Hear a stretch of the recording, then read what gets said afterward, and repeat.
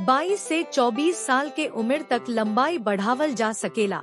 हालांकि 14 से 17 साल के उम्र में लंबाई में तेजी से बढ़ोतरी देखल जाला। यहाँ 5 गो प्रभावी वर्कआउट दिहल गईल बा जवन की आपके लंबाई बढ़ावे में मदद करी। एक लटकने वाला व्यायाम। लटकल बहुत सरल बा लेकिन लंबाई बढ़ावे में प्रभावी बा। ई रीढ़ के हड्डी के लंबा क देवेले। 2 पेल्विक झुकाव। ई व्यायाम कोर अवुरी रीढ़ के हड्डी के मजबूत करेला।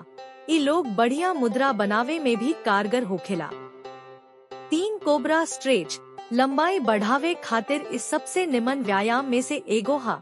इस शरीर में लचीलापन ले आवेला अवुरी मुद्रा के लंबा करेला। 4 पिलेट्सी फेर से कोर। रीढ़ के हड्डी अवुरी आपके पीठ के मजबूत करे के व्यायाम हा।